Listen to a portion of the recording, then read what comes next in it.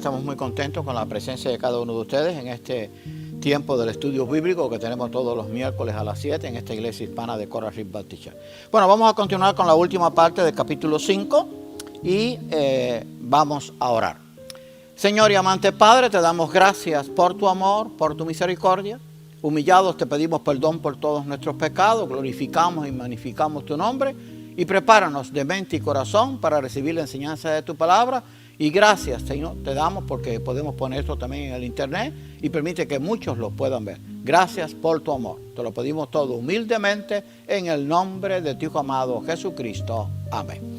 Bueno, para poder poner en contexto el estudio de esta noche, la vez pasada terminamos en este versículo porque es necesario que todos nosotros comparezcamos ante el tribunal de Cristo para que cada uno reciba según lo que haya hecho, mientras estaba en el cuerpo, sea bueno o sea malo. Y dijimos en esa oportunidad que cada uno va a tener que dar a Dios razón de sí. Claro, los que están a la derecha van a recibir recompensa según lo que hayan hecho en la obra de Cristo, y los que están a la izquierda pues van a recibir una condenación, cada uno en la medida que le corresponde, porque la Biblia habla de mayor condenación, habla de doble condenación. Así que Dios va a ser justo en ese juicio. Y hoy vamos a continuar con este capítulo 5 que lo vamos a terminar. Entonces seguía diciendo el apóstol Pablo: conociendo pues el temor del Señor, persuadimos a los hombres, pero a Dios les manifiesto lo que somos, y espero que también lo sea a vuestras conciencias.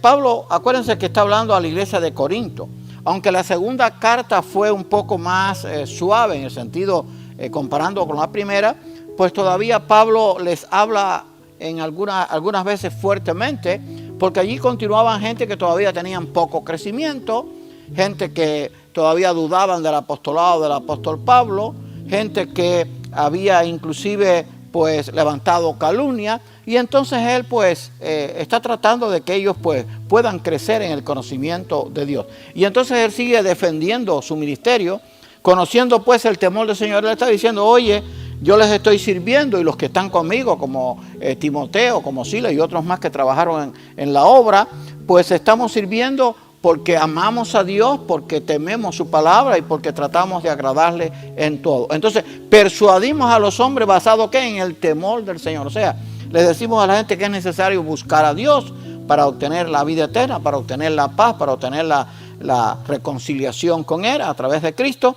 Y entonces pues él se basaba precisamente en ese temor de Dios, y el temor de Dios no es otra cosa que el estar dispuesto a obedecer su palabra, a guiarnos por ella y hacer lo que nos dice. Pero a Dios les manifiesto, les decía, lo que somos. O sea, él les está diciendo: oye, algunos de ustedes quizás no entienden que nosotros hemos sido llamados a esta obra. Acuérdense que Pablo fue llamado para que fuera el apóstol allí de los gentiles, para que sacara de las tinieblas a la luz del evangelio a los que estaban allí cautivados por el diablo. Dice: pero a Dios les manifiesto lo que somos. O sea, él está diciendo: oye, lo que yo soy es por el poder de Dios, aunque algunos de ellos lo dudaban. Y espero que también lo sea a vuestras conciencias. ¿Por qué? Porque había algunos allí que, a pesar de la primera carta que les hizo y de parte de esta segunda, pues seguían dudando del temor que tenía Pablo del Señor, de su fidelidad, de su amor a la obra, y de que lo que estaba haciendo era porque deseaba que todos crecieran en el conocimiento de Dios. Entonces fíjense lo que sigue diciendo: no nos recomendamos pues otra vez a vosotros. O sea, él dice: no me estoy recomendando, porque Dios está hablando a través de la obra que yo estoy haciendo, y yo soy un simple siervo que simplemente trato de obedecer a Dios. Soy el más indigno quizás de todos, porque perseguí la iglesia del Señor, pero a Dios le plugó pues escogerme para que yo hiciera una obra de evangelizar y de edificar a la iglesia. No nos recomendamos pues otra vez a vosotros, sino os damos ocasión de gloriaros por nosotros, para que tengáis con qué responder a los que se gloríen en las apariencias y no en el corazón. Él les estaba diciendo: mira, no nos estamos recomendando otra vez, porque ya en la primera carta le había hablado de esto, sino os damos ocasión de gloriaros por nosotros. O sea, le estamos dando ocasión de que ustedes puedan entender que la obra que yo estoy haciendo es porque es dirigida por Dios, está basada en la palabra de Dios y no es una obra mía. Y entonces dice, para que tengáis con qué responder a los que se glorían en las apariencias. O sea, le decían, si ustedes obran así y entienden que lo que yo estoy haciendo es por obra de Dios y lo pueden comprobar a la luz de la palabra de Dios, lo que enseño, para que podáis responder a los que se glorían en las apariencias. O sea, aquellos que estaban juzgando a Pablo simplemente porque dudaban y no habían entendido que Pablo había tenido una experiencia completa con el Señor.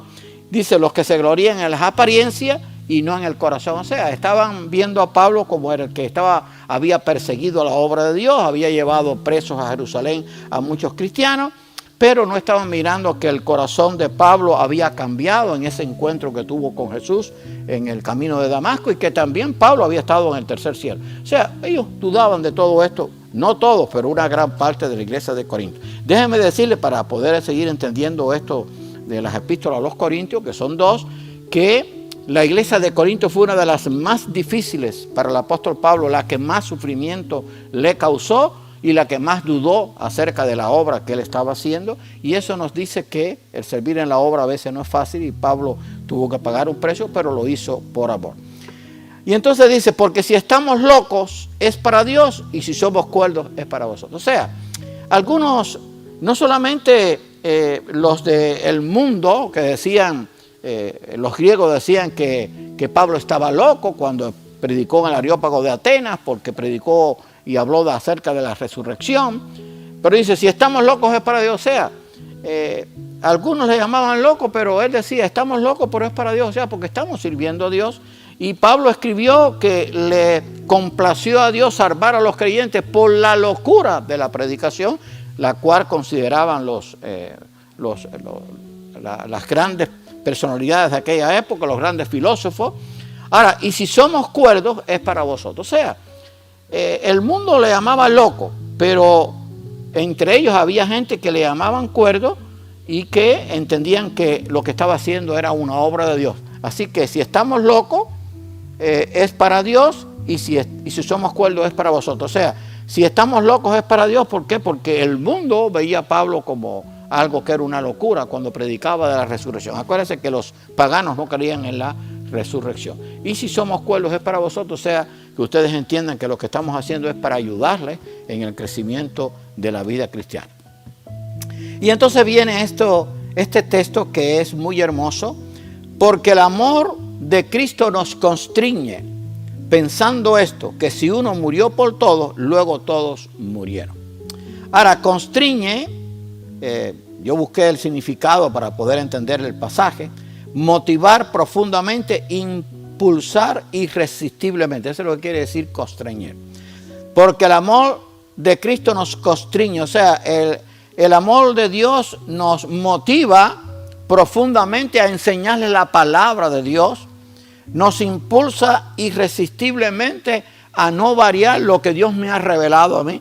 Porque acuérdense que, aparte de que Pablo conocía las escrituras del Antiguo Testamento, tuvo una revelación directa del propio Cristo. Así que él les estaba enseñando lo que había recibido. Y entonces le dice que si uno murió por todos, luego todos murieron. O sea, él les está diciendo, Cristo murió por nuestros pecados y entonces luego todos murieron. ¿Por qué? Porque ya los que recibían a Cristo habían muerto a pecado y ahora vivían para agradar a Dios. Por eso Pablo decía, para mí el vivir es Cristo, el morir es ganancia. Y entonces él quería que ellos entendieran que precisamente el amor de Cristo era lo que impulsaba a Pablo a enseñarles la palabra de Dios para que ellos pudieran conocer la verdad. Y acuérdense que constreñir quiere decir motivar profundamente. Eso es lo que Pablo hizo con mucha paciencia, porque dudaron mucho de él. Impulsar irresistiblemente. ¿Por qué? Porque Pablo una y otra vez les enseñaba la verdad y dudaban de él. A lo mejor en las veces que les hablaba de, sí, te entendemos, y después que se iba, ya volvían otra vez a levantarle calumnias a Pablo y a dudar de lo que estaba diciendo, y lo único que estaba haciendo es predicando la palabra de Dios. Ahora, sigue hablando de Cristo, y por todos murió, para que los que viven ya no vivan para sí, sino para aquel que murió y resucitó por ellos. Segundo de Corintios 5:15. Acuérdense que Pablo le está hablando a creyentes, y le estaba diciendo, oye, si ustedes son cristianos, tienen que entender que Cristo murió por ustedes. Y por la fe en Él, ahora ustedes tienen vida eterna.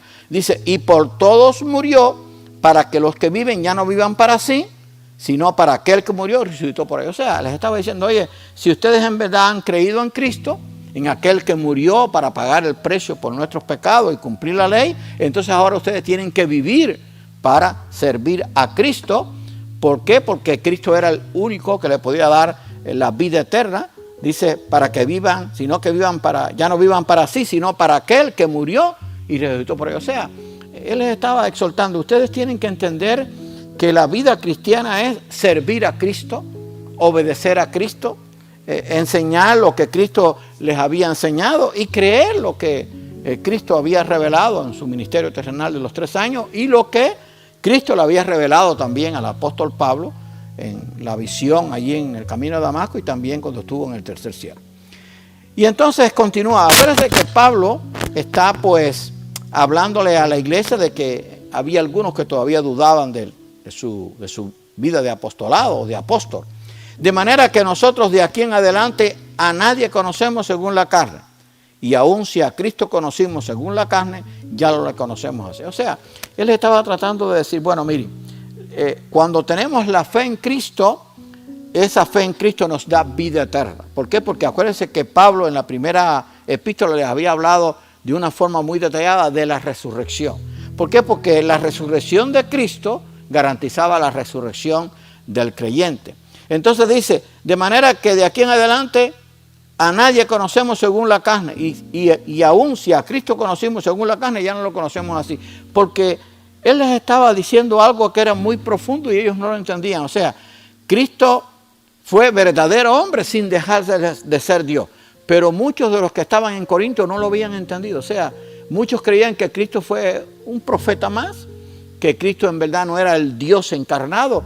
Y Pablo les está diciendo, oye, Cristo es el Hijo de Dios que está sentado a su diestra y aunque le conocimos según la carne, porque él hizo un ministerio terrenal humillándose y haciéndose hombre, dice, si le conocimos así según la carne, ya no le conocemos así. O sea, porque para el creyente de los que Pablo le estaba predicando, ¿dónde estaba Cristo?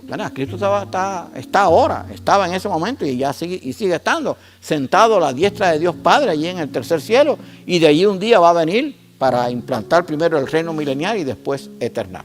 Así que había algunos que todavía consideraban, Cristo sí, ok, estuvo aquí, fue un hombre, estuvo entre nosotros, pero no conocían, no entendían porque no tenían crecimiento. Acuérdense que una de las cosas que le pasaba a la iglesia de Corinto es que no tenían crecimiento espiritual, no entendían que Cristo era el Dios encarnado y que en él se había cumplido el misterio de la piedad, del cual el apóstol Pablo le había hablado a Timoteo, y este es el misterio de la piedad. Dios fue manifestado en carne, visto de los ángeles, recibido arriba en gloria, y todo eso que dice allí en ese pasaje.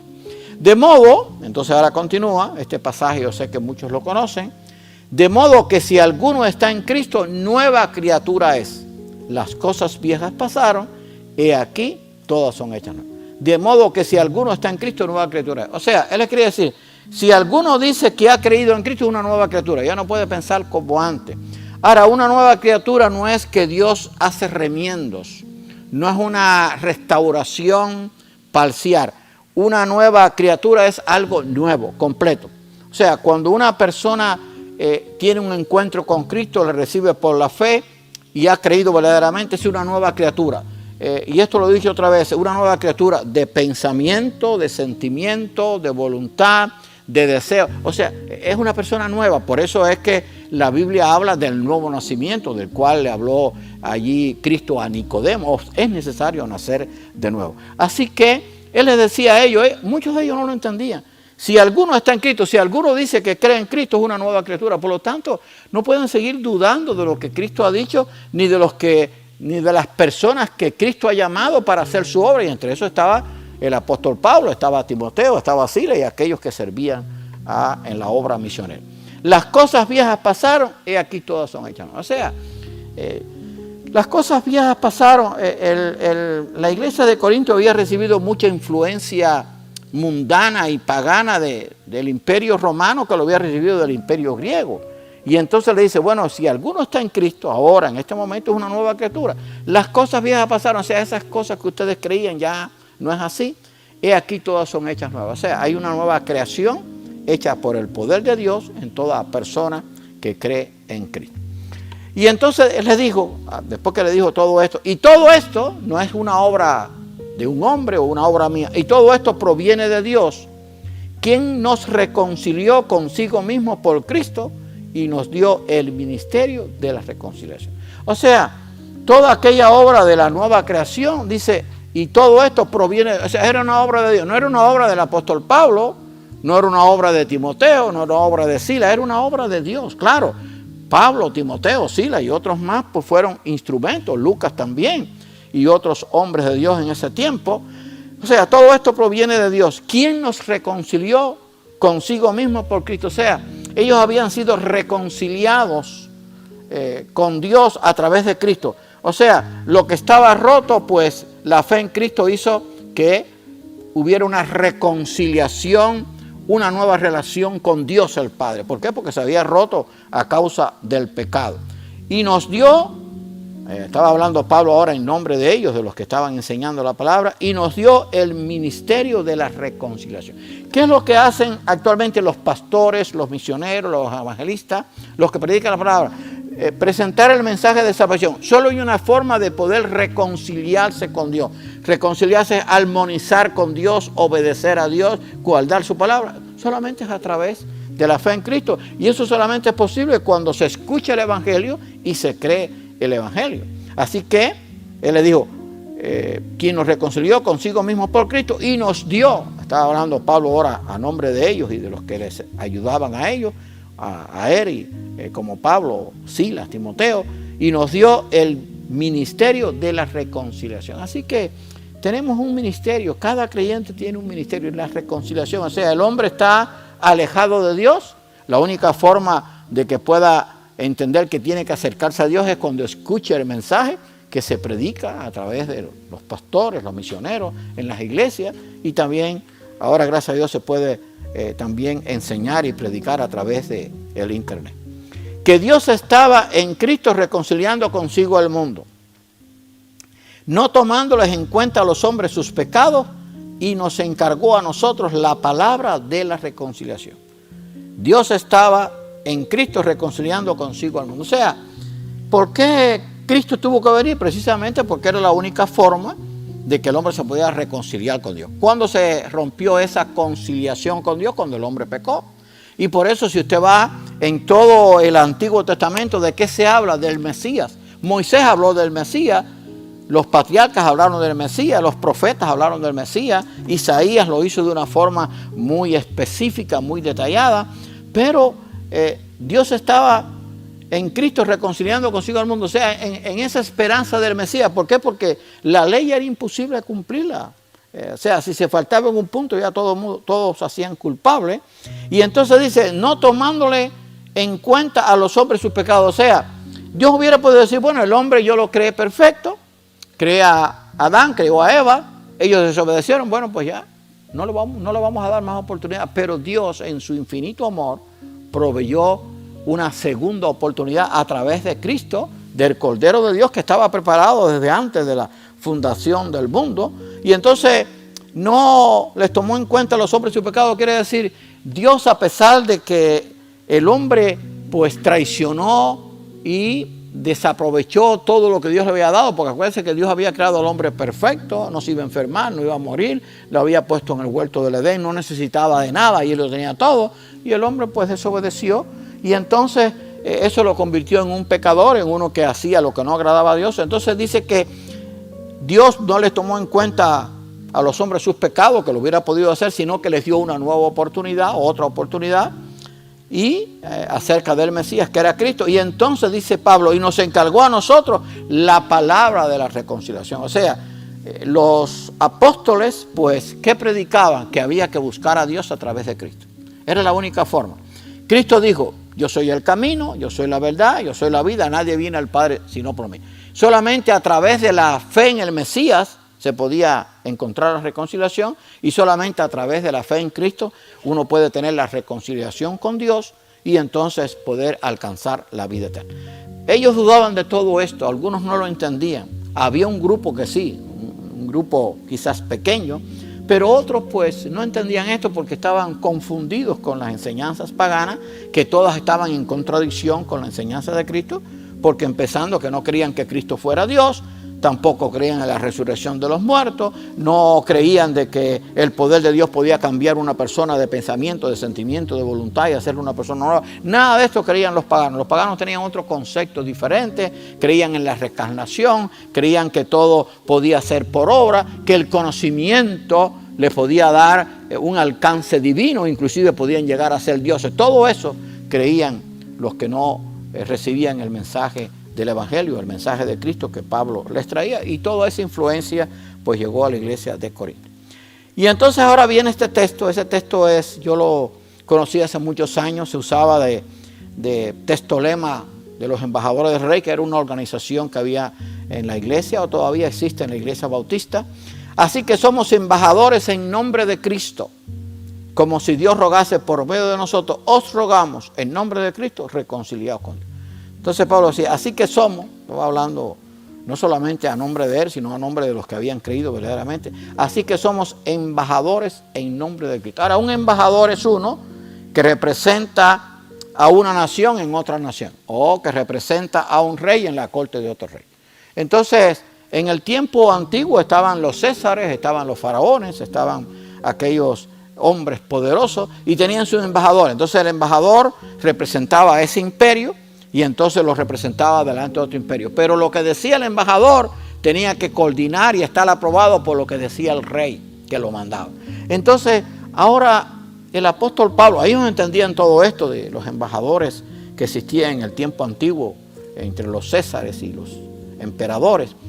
Así que somos embajadores en nombre de Cristo. Entonces, él les está diciendo, oye, Cristo es el Rey de Reyes y nosotros somos embajadores. O sea, somos embajadores del reino eterno y tenemos que llevar ese mensaje al mundo, o sea, al mundo que no conoce.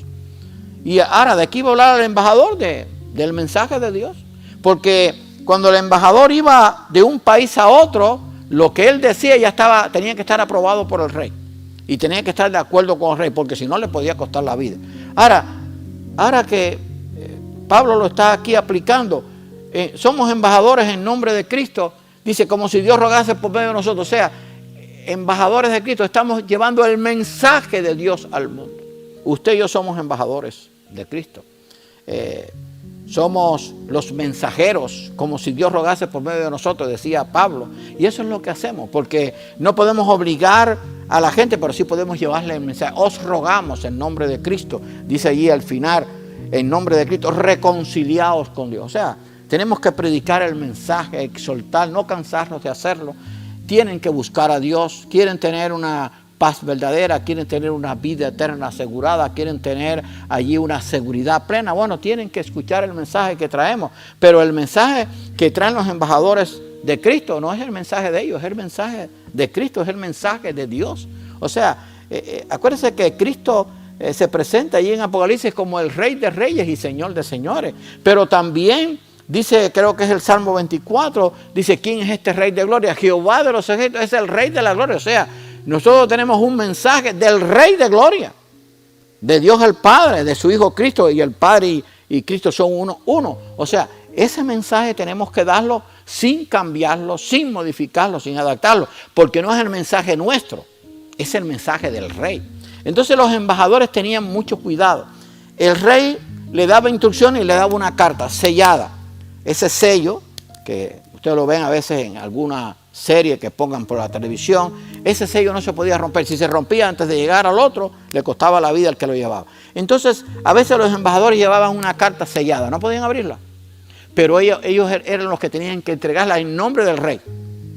Y entonces ellos sabían que no podían hacer. Ahora, nosotros somos embajadores de Cristo, somos embajadores de Dios y no podemos cambiar el sello de la palabra de Dios. O sea, tenemos que decirla tal como ella es. No podemos decir, bueno, es que esto está un poco fuerte, no voy a dar ese mensaje. No, hay que dar el mensaje de Dios, tal como ella es. Porque nosotros somos simplemente embajadores del Rey de Reyes y Señor de Señores y del Rey de la Gloria, que habla el Salmo 24, que nosotros, que Jehová el Padre. Y vamos a terminar con esto, que es un pasaje quizás para algunos un poco difícil. Hablando de Cristo, dice, al que no conoció pecado, por nosotros lo hizo pecado, para que nosotros fuésemos hechos justicia de Dios en él. Con eso el versículo 21 termina el capítulo 5 de 2 de Corintios. Al que no conoció pecado, por nosotros lo hizo pecado. Ahora, algunos dicen, bueno, entonces Cristo fue pecador. No, dice la Biblia que Cristo no hizo ningún pecado, nunca hubo engaño en su boca, obró siempre el bien, nunca cometió un solo error, aún ni desde niño. ¿Por qué? Porque era el Dios encarnado. Ahora, ¿qué significa el que no conoció pecado, por nosotros lo hizo pecado? Que Cristo cargó el pecado de todos nosotros. El precio del pecado lo pagó él, que no le correspondía. Y eso se demuestra cuando estaba Barrabás y Cristo. Barrabás era un delincuente, Cristo era un hombre inocente, y pidieron a Cristo y que soltaran a Barrabás. Bueno, entonces él cargó el pecado de todos nosotros por amor.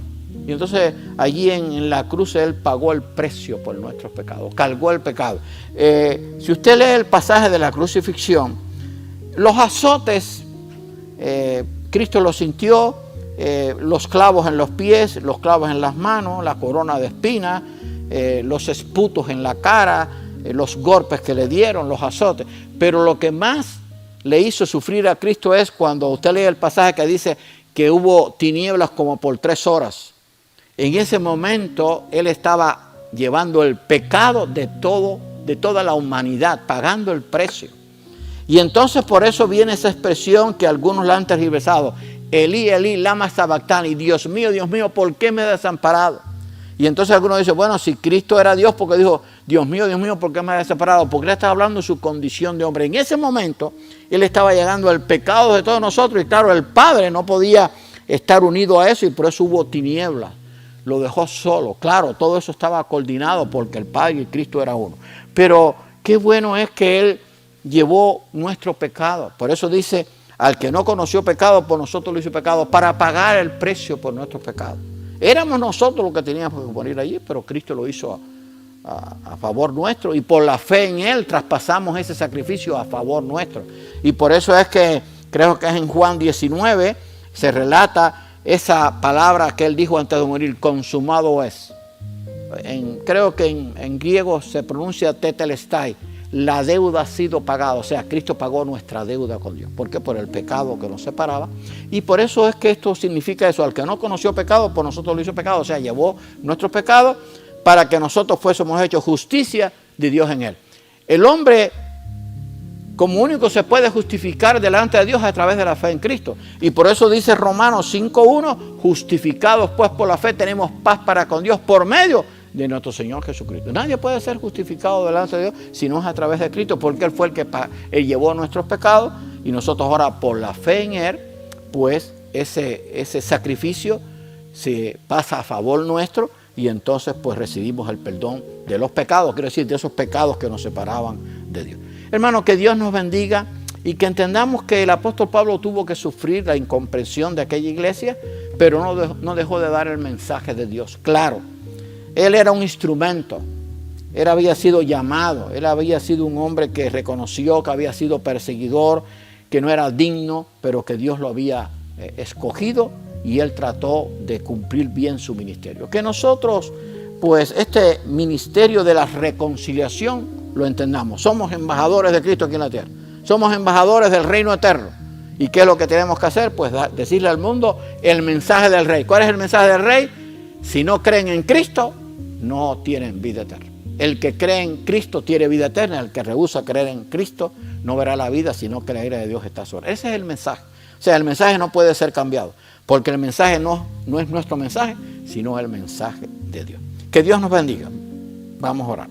Señor y amante Padre, te damos gracias por lo que tu palabra nos enseña. Y te damos gracias por la iglesia de Corinto, que aunque le trajo mucho sufrimiento al apóstol Pablo, están estas palabras que profundizan el gran amor de Dios por aquella iglesia, y el gran amor del apóstol Pablo por servir con fidelidad su ministerio, a pesar del rechazo que tuvo, de las calumnias, de los azotes, de la prisión y de todas las amenazas. Ayúdanos a que en este tiempo nosotros también podamos predicar tu palabra tal como ella es, y aunque haya amenazas, aunque haya oposición, lo sigamos haciendo. Bendice esta iglesia hispana, Señor, de Cora Ripa Ticher, y permite que podamos seguir predicando tu palabra tal como ella. Sé con la iglesia americana, con el pastor Joel, y sé con todos los pastores que alrededor del mundo predican tu palabra. Ayúdanos a serte fieles, Señor, y perdona nuestros pecados. Te lo pedimos todo